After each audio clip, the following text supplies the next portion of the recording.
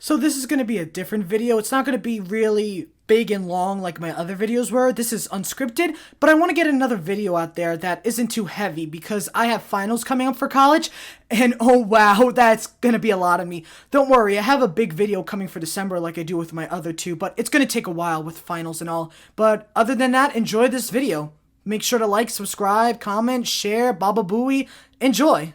So Demon Slayer, you know it, I know it, Ninja unfortunately knows it. It's amazing. Not only was its first season phenomenal, but its movie, Mugen Train, broke records worldwide at the box office.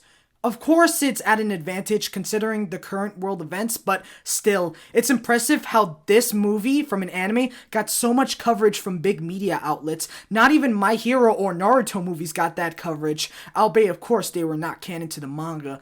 And not to mention with season 2 right around the corner for next year, it's amazing. Of course, yeah, season 2 is continuing, but the manga isn't, as the manga ended this year, which is cool and all. Thankfully, it ended on a good note, and now you can binge read it, so yeah. Which is why I'm going to talk about it, the manga. I binge read the manga for the past few weeks, and wow, it's such an experience. Not only did it capture the same charm and imagination and happiness I felt when watching the anime, but the art design, the battles, the characters, they were amazing.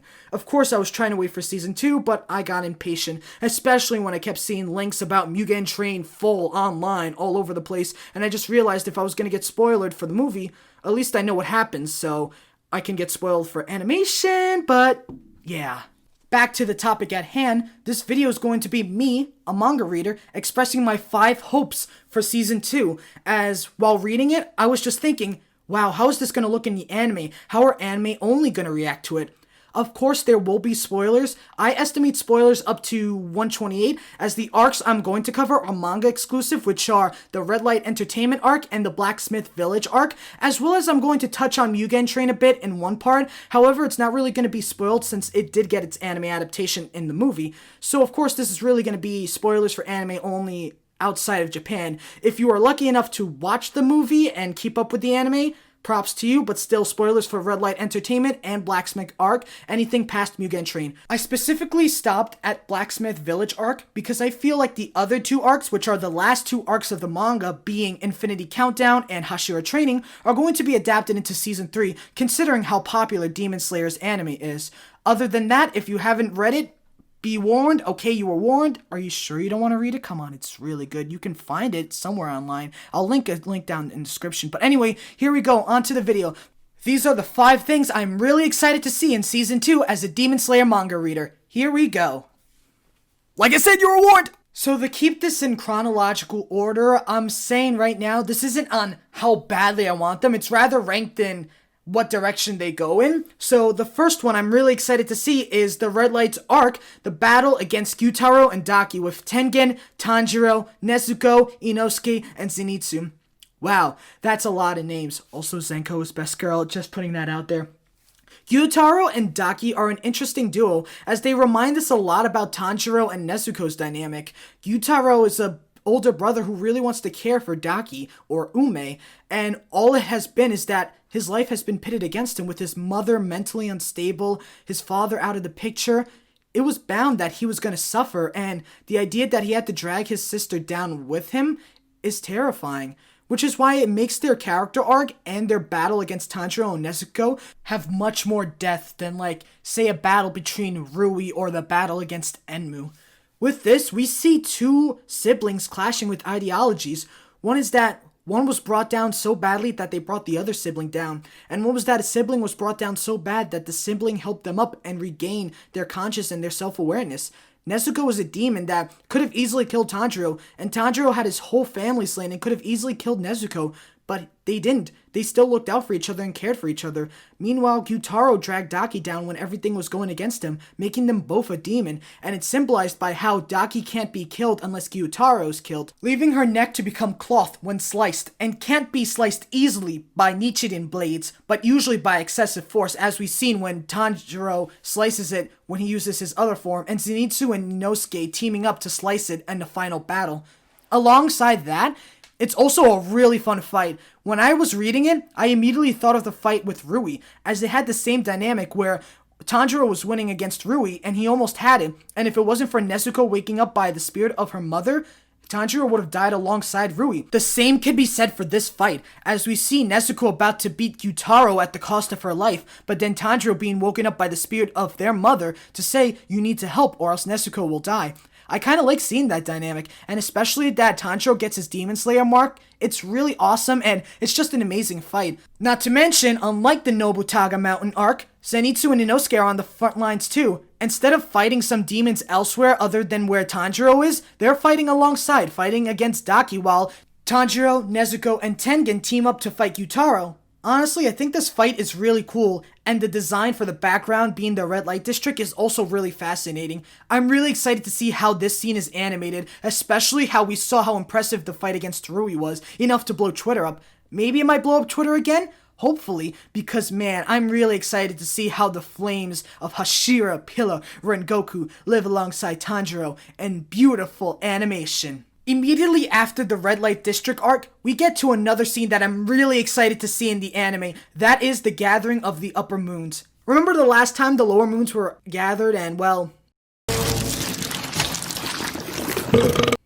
yeah, the Upper Moons are gathered here too, and we get to see more about the 12 Kisuki, Muzan's goals, and also being introduced to other characters aside from Akasa that was introduced in Mugen Train. We get to see how intimidating the Upper Moons are, how dangerous they can be, and how Muzan is serious even that he slices off one of his upper ranks compared to lower ranks which he despised for being so weak. Seeing the other upper ranks aside from Daki and Gyutaro raises the fear as well as also the intensity of the plot by so much.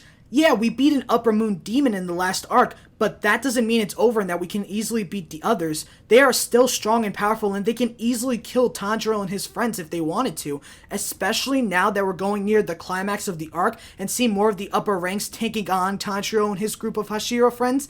Yeah, not to mention, I'm also really excited to see Kokushibo. I don't want to spoil why, but Kokushibo is such an awesome character, and I just really can't wait for anime onlys to be introduced to him. Of course, there are other upper ranks that I would like any other to see, like Doma, but we'll get to that later. But man, the upper ranks are really awesome, not to mention beautifully designed by the mangaka being, well, the mangaka and designing characters so well, and also Infinity Castle itself. When we saw Infinity Castle in episode 26, it was really beautifully adapted. It looked stunning and honestly like a boss dungeon battle. When seeing it for the first time in the anime, I immediately thought of dungeons you see in RPGs like Persona or Mystery Dungeon. And I can't wait to see how it comes into play in this scene, considering how now this is the upper ranks and Muzan himself. Well, Muzan is always scary, but yeah, you get the point. Moving on to the third most excited part to see in Season 2, I'm excited to see more of Genya. Genya is that weird mohawk dude that is really aggressive and also a huge jerk to Tanjiro, and we see a lot of him in Blacksmith Village arc. He gets so much development. Not only do we find out he's the younger brother of one of the Hashiras, but he's also a demon that can eat demon flesh to gain their powers. And also, gun!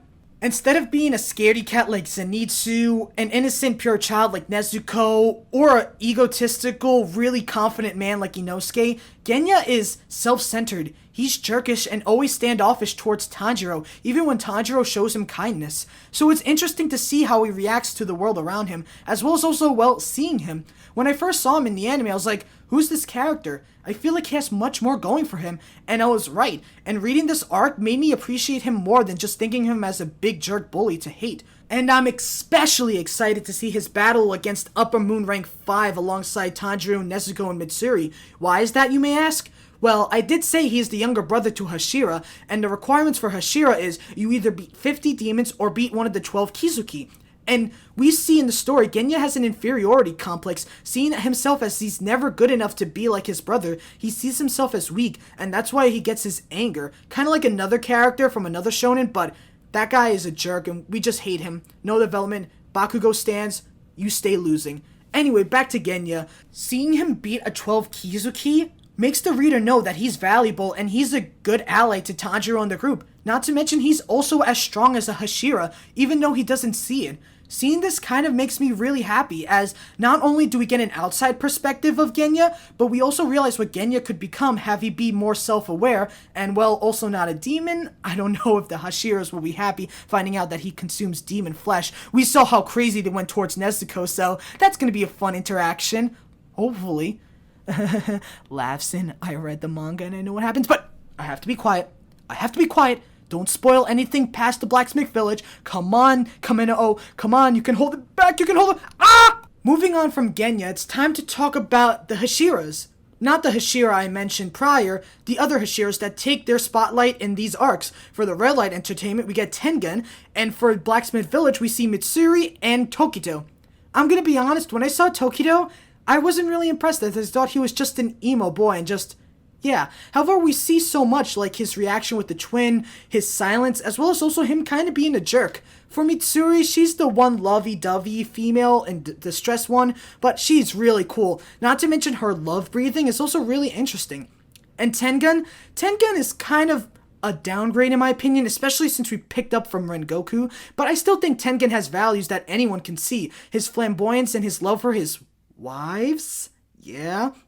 It's really interesting and shows how he has much more attachment to the Red Light Entertainment arc rather than just being assigned to it like any other Hashira. I really like that, and I'm glad that we see them get development other than just being Hashiras. Yeah, we're gonna get development for the other Hashiras like we did with Giyu, Shinobu, and Rengoku, but that's going to be for later arcs. Right now, let's focus on these three, because honestly, they are really cool, and their battles against the Upper Moon Demons are really awesome alongside Tanjiro and the gang. It's honestly going to be a really cool thing, and I can't wait to see how sound breathing and love breathing is adapted to anime. We see how lightning breathing can be adapted, and how beautiful Tanjiro's breathings are, and of course Inosuke's breathings are always cool to see, so I have high hopes for them, and really excited to see how their battles are constructed and built in the animation. Not to mention we see so much aside from what they give off of face value. Mitsuri's desire to get a husband, Tengen's association with the shinobi and defying it to become Hashira, and Tokito's reaction to the twin he loved so much. It's all really interesting, and I can't wait to see this animated and see how the anime-only viewers will react to them. Hopefully they'll love them just as much as we loved Rengoku and Giyu, because apparently not a lot of people love Giyu, but hey! Now on to number 5, and the final thing I'm excited for. That is, well, it's not crucial to the story, but it's an OVA or filler episodes, that being OVA episodes dedicated to Inosuke and Rengoku.